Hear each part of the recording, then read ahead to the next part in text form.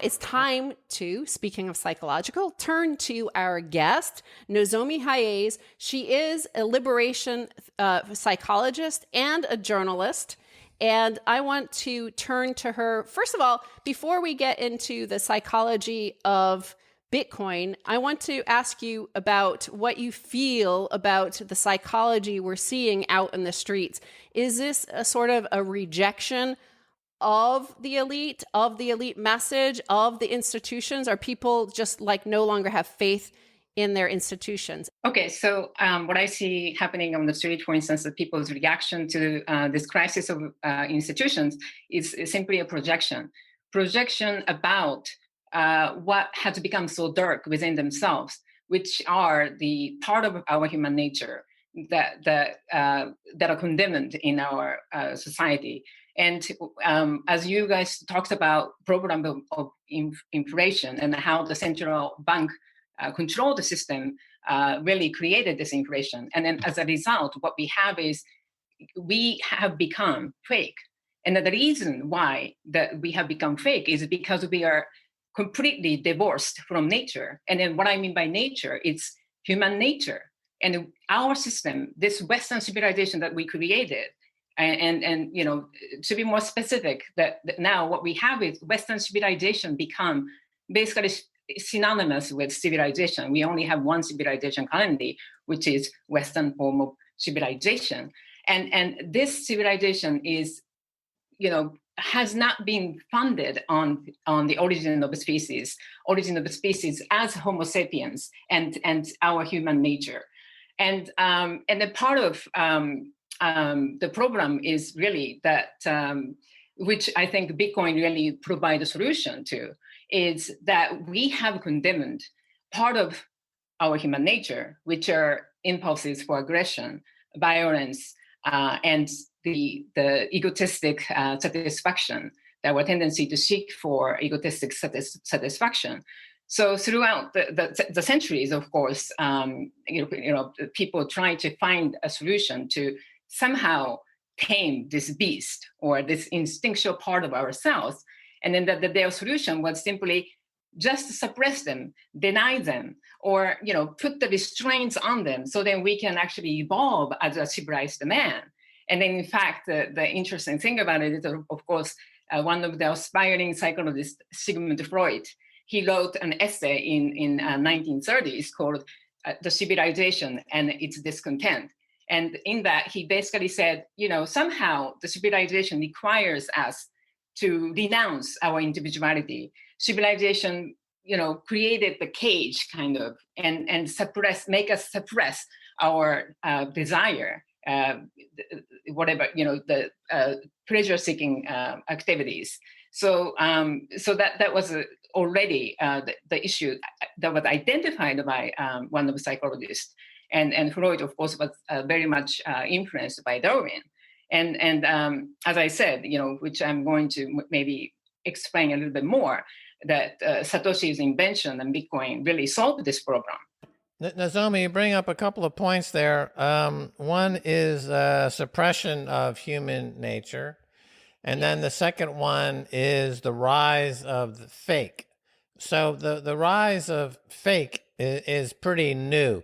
Since the Industrial Revolution, there's been the rise of a certain amount of consumer products that encourage a certain type of consumerism that is based in large part on fakery and in large part on insincere qualities. And so there's that thread. But we have seen recently, I guess you could say, with the advent of virtual reality, this possibility of an environment that's completely 100% fake. And you do have now one or two generations that have been brought up within the chrysalis, if you will, or the womb of fakeness, right? So the species itself, when you talk about the origin of species and you talk about the study of the species and the study of civilization, I mean, isn't it possible that at some point within the last 40 or 50 years, humans have effectively become extinct already? And it's just our avatars are taking over, and the physical flesh version of humans is just fading day by day, and we've actually already become extinct. Yes, I mean that's a trend I see happening with transhumanism agenda and AI, and in some ways I think that the what's happening in terms of kind of like the battle that I see is the elite who created this hierarchical system, that they are actually trying to define what it means to be human in their terms, and so now the people, like ordinary people, we somehow have to find a way to redefine, really claim what it means to be human, I think. And of course, once again, Bitcoin really provides a tool for us to use it to participate in this discourse, so that it's not going to be just a top-down dictated vision of evolution, but we can actually start to participate in changing and influencing a discourse. Right. So let's talk further about Bitcoin and psychology. Let's talk about the genius of Bitcoin as its economic incentive structure that aligns us with our human nature.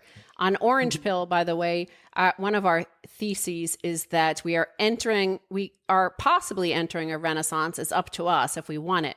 We are exiting a fiat dark ages, and we can opt out of that system, and we could join this decentralized network of Bitcoin, and it can challenge us to reinvent ourselves psychologically. So can you go deeper into that? This is part of your philosophy. I know you write about this and talk about this. So, of course, many people find a genius in this invention. And for me, I look at everything from a psychological point of view. So for me, what stood out about Bitcoin is this genius of economic incentive.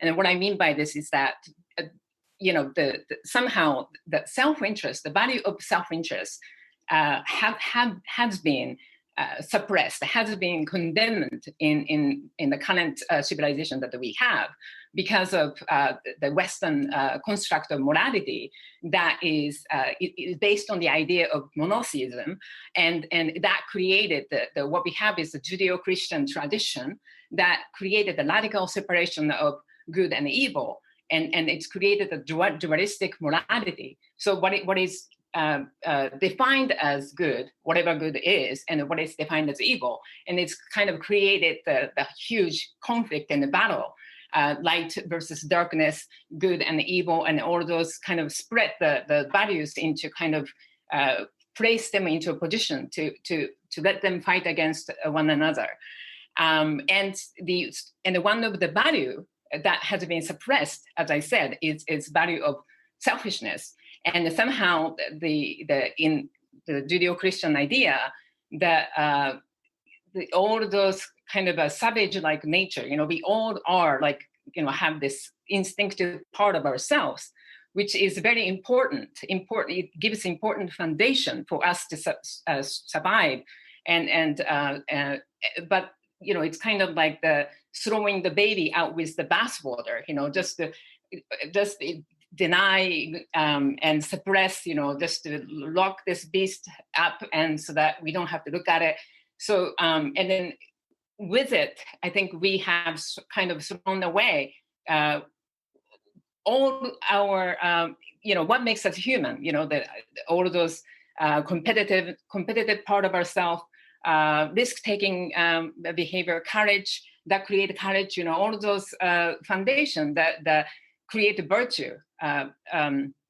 So what Bitcoin did, what Satoshi did was to really bring those virtues that has been marginalized in our Western civilization, as I said, which is value of selfishness, back to the system, so that it could be turned into virtue of selfishness.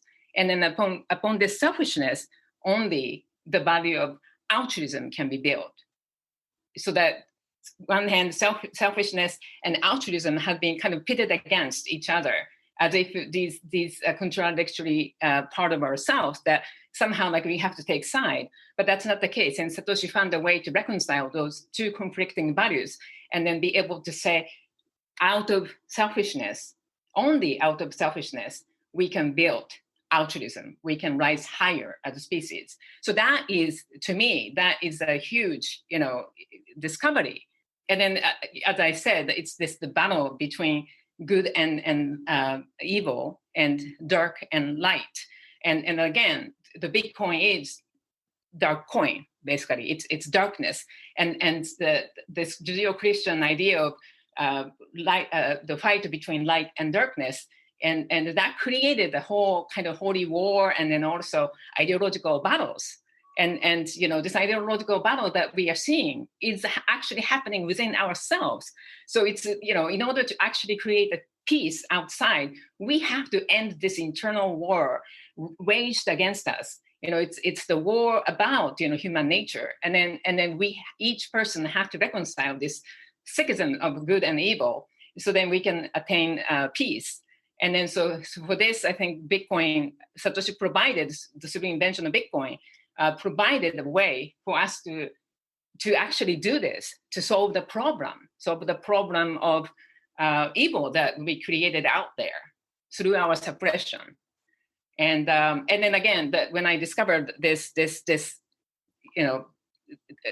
magnificent incentive, I mean, what came out of my mouth, and I couldn't believe. I basically said, "Holy shit!" That was the word that came out of me, which is so unlike Japanese, right? I mean, I don't ever say that in public. But then it was really that. It was really holy shit. That's embodies what Bitcoin is, because out of darkness, Bitcoin is darkness, and out of darkness, the light is light could be withdrawn, light could emanate, and this light brings the true light, true enlightenment for everyone, because this light cannot be overcome by darkness, because this light is a part of darkness, and it's the wisdom that knows the interconnectedness between good and evil, interconnectedness between light and dark. So Bitcoin is really holy shit, through, and then I couldn't understand when, American always say holy shit all the time, and I couldn't understand how come that shit and holy could be used in one word at the same time. And now I get it, because it is, shit is darkness.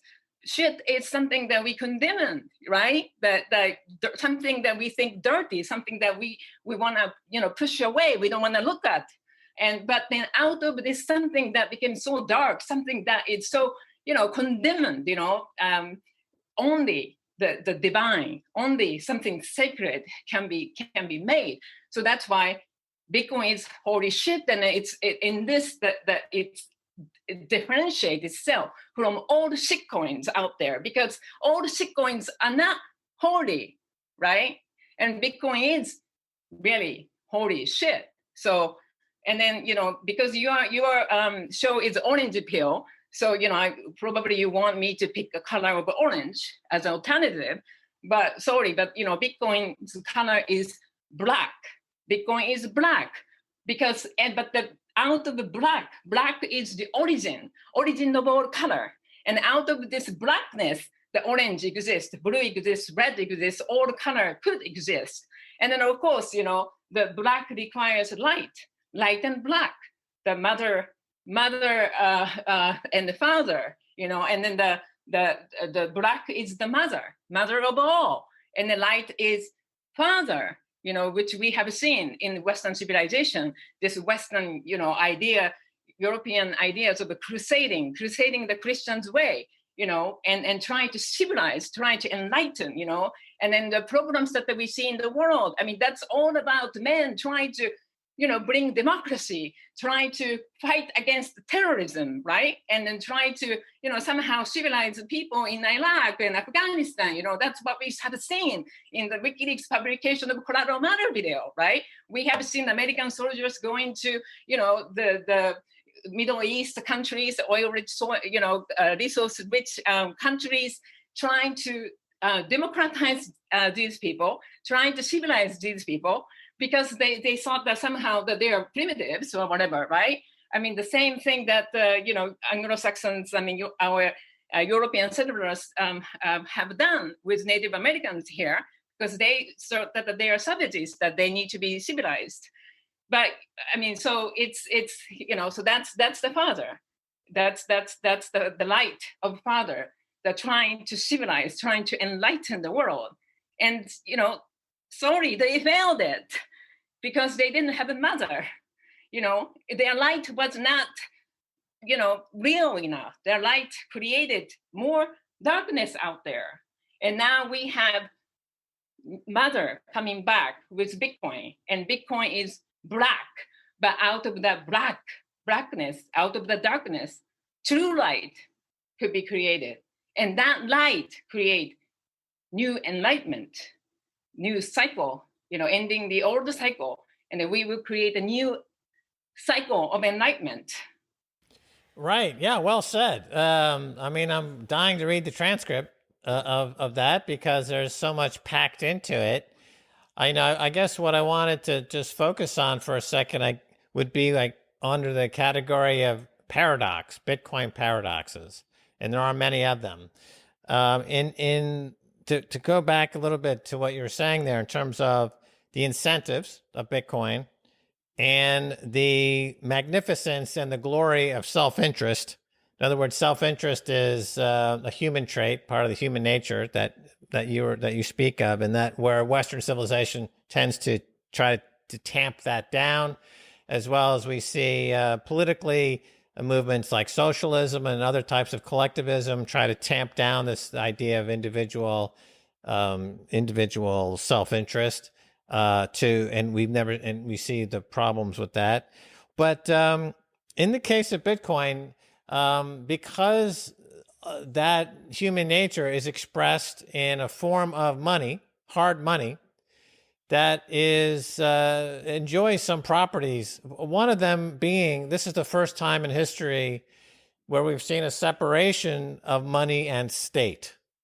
So this is really potentially a jumping off place to put it in the broader context of your evolutionary psychology and the evolution of the humans and origin of the species, et cetera.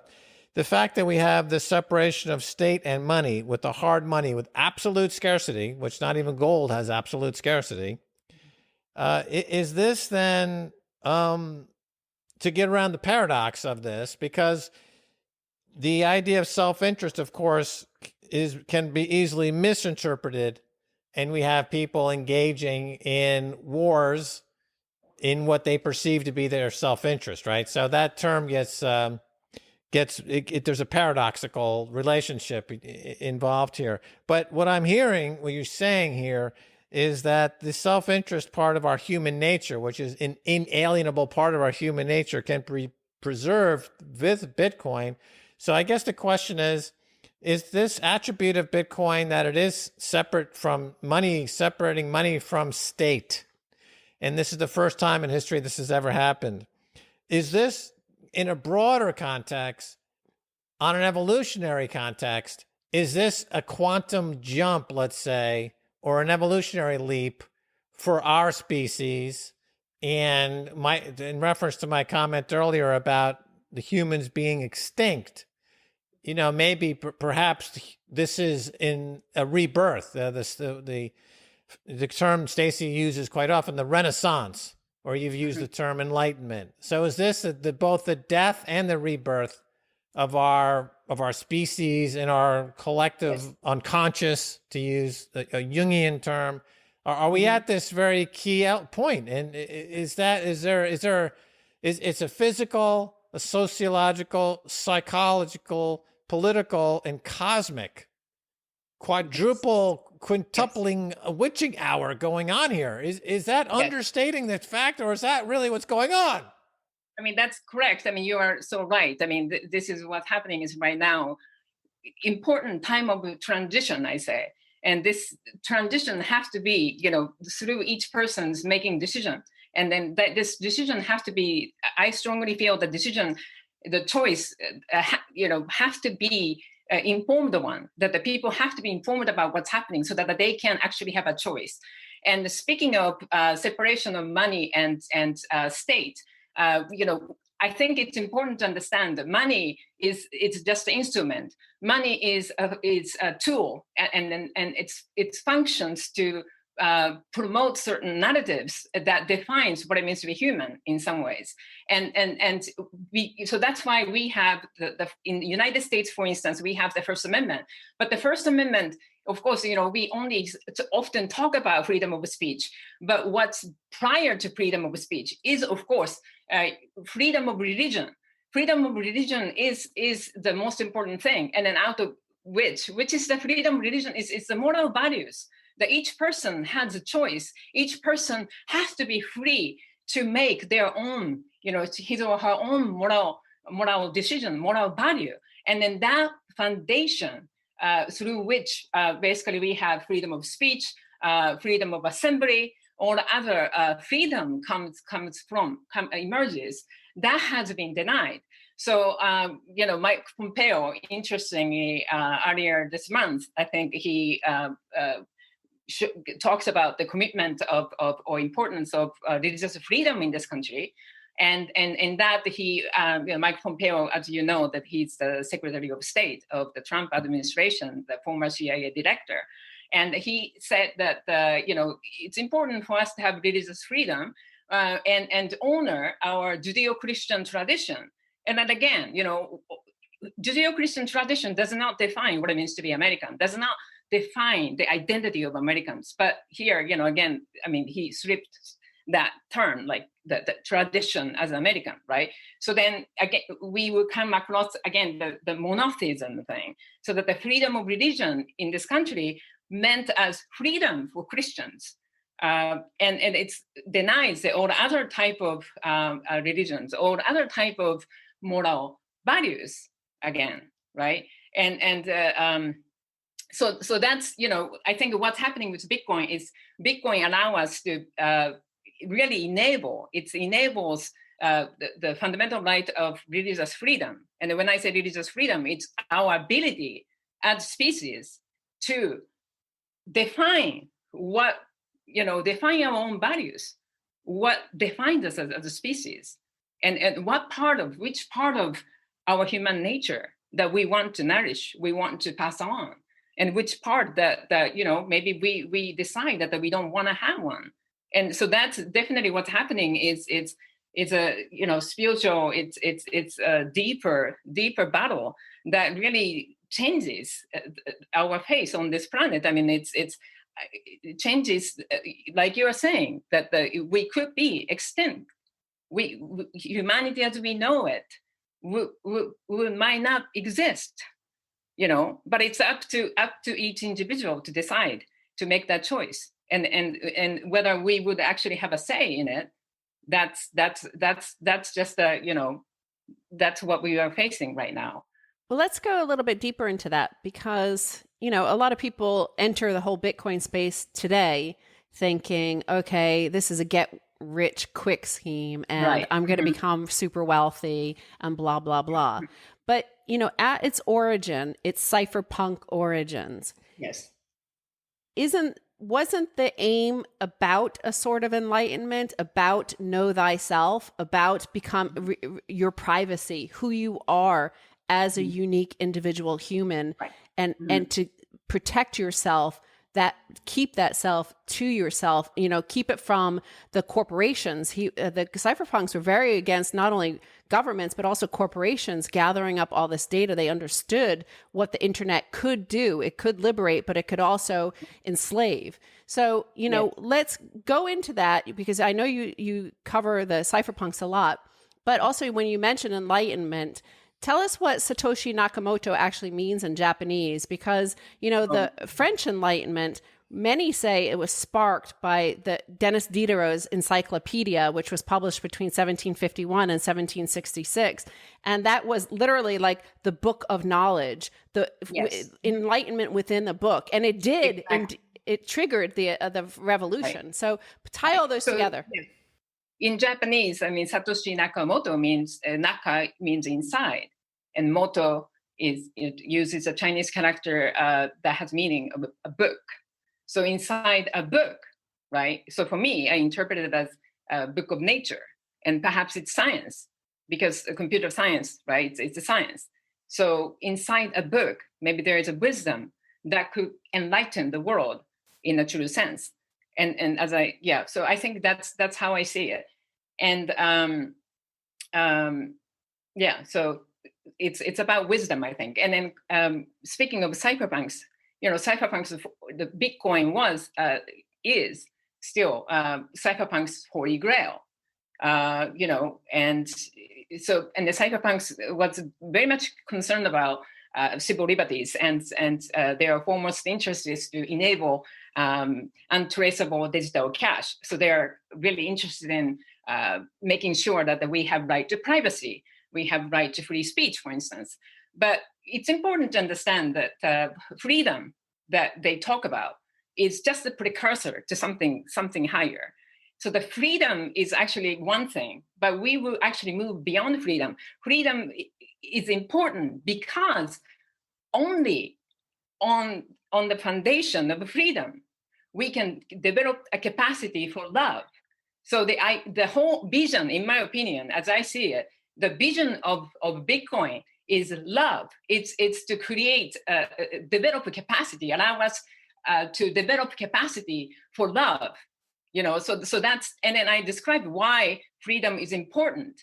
A foundation for love is that, to just briefly explain, when I use the term love, I don't mean passionate, you know, like romantic love or passion, or, you know, everything like that is expressed in Hollywood movies. You know, I'm talking about this capacity to act altruistically, to do kind, you know. So this is the kind of activity, like, you know, let's say if I want to, you know, be nice to you, Max, and if I want to give you, you know, some, you know, shit coins maybe, but if I just do it because I'm, you know, looking for something in return, you know, I'm expecting, okay, I will give you this shit coins, and then Max would, you know, maybe give me something later on.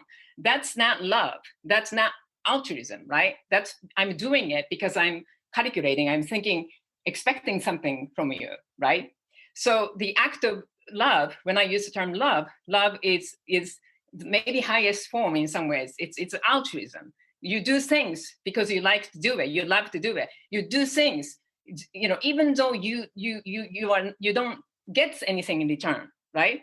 And the nature had shown, I mean, that the act of kindness and gentleness, as well as crudeness and selfishness, perhaps. And then freedom is necessary for us to be able to act altruistically, because, okay, when we talk about privacy and freedom, okay, some people think that we need to have a privacy so that we can do things that we don't want other people to look at, or you know, that we can do activities that are condemned by the society. But at the same time, we need privacy. We need complete freedom, because throughout history we have seen the kind, you know, altruistic act are carried out in anonymity, through anonymity. Right? People act, you know, if I do kind act to you, Max, and then if you don't know who did it, you don't know that you know, the kind, you know, the gift came from me, or I work for something, but I don't get credit for my work, right? But that gives me a choice, you know, this anonymity and the privacy provide me to act in a way that I do it out of freedom. That if I don't have to act, if I have a choice not to be nice, not to be kind, but still I act on kindness, then that act is an act of love, isn't it? Right. So picking up on that point in terms of love, we also have to consider the word peace Yes. because in the world of fiat money, we know Mm-hmm. that it encourages war. In that, Mm-hmm. if nobody has to pay for the war, they just print money. Right. Then it's easy to print money and wage wars, and war is highly profitable. Mm-hmm. And so when you have hard money like gold or Bitcoin, and you actually have to pay for it for real, you tend to think more about peace, because in that instance, peace is more beneficial. Again, the self-interest is more about peace because you don't Mm-hmm. want to spend your Bitcoin. If in fact you are able to wage war with fiat money like a US dollar, then the incentive is to create as much war as you possibly can. And if you look at the US empire, which is US dollar fiat money based, they will start a war at the drop of a hat anywhere in the world for any reason whatsoever without any congressional oversight or approval at all, because they just print money and they get rich doing it. If we were on a Bitcoin standard, they would have to think about peace as a way to save themselves, wouldn't it? Yes, definitely. But I think that this conception of peace, there has to be also changed when you understand Bitcoin. When I study about Bitcoin more and more, I started to think differently about what we mean by peace. And then peace does not mean the absence of war. It does not mean the absence of human aggression or violence. It actually include all human activities, and it's also include something that we call maybe evil. So again, this whole idea of evil or enemies outside that are created through particular mindset, the mindset of dualistic morality, that is, promoted through Judeo-Christian worldview. So that create a separation, the radical separation between evil and good. So this is peace, this is war, or so Bitcoin really embraces the contradiction. So once we find the peace within, so I mean the way that the ruling elite create war, of course, it starts with enemies, right? That they use narratives, and then they fund. They use money printed by central banks, and using the media organizations to promote the narrative. And then the narrative, of course, it's based on the creation of enemy. So whether it's Iraq war, that there was this Saddam Hussein, or the weapon of mass destruction, or there is this there's lies and narratives that create imaginary enemies, right? Then the people get scared, the people project their fear, and then they support war, right? But again, the once we realize that it's all projection, it's all manipulation, it's the ruling elite suppressing our self-interest and then separating us from our human nature, so that we cut us off from part of ourselves. And then the part of ourselves, like I would just give you an example of what's happening in the US with left and progressives and their attitude toward Trump. Okay, whether just my personal opinion about how I think about Trump aside, I think that there's so much projection going on that it's just the mainstream media promotes the Trump, demonize Trump, and kind of paint a picture that he's just a horrible beast or whatever. And then the Democrats, they are projecting the parts of themselves that are within themselves. So instead of learning to look at themselves, perhaps, and then learning to stay in touch with Trump within, they just project and then fight and try to resist evil and fight evil. So again, that this is this mind that creates this separation that is the origin of war. And of course, Bitcoin, they fund this they fund the media organization, they fund war, like you're saying. so that would contribute, peace on the one, at the one level. But at the deeper level, what we are talking about is a complete new mindset, the mind that embraces paradox, embraces contradiction. That mind, I wouldn't even call that it's a mind. I would even say it's an intelligence of the heart. Intelligence of the heart that has been guarded by Native Americans, that, love the enemies, be able to see the face of enemies truly as who they are. And I guess, maybe the good example of this is I think about whistleblower Chocho Manning, and when she released the raw footage image of Colorado Mara video.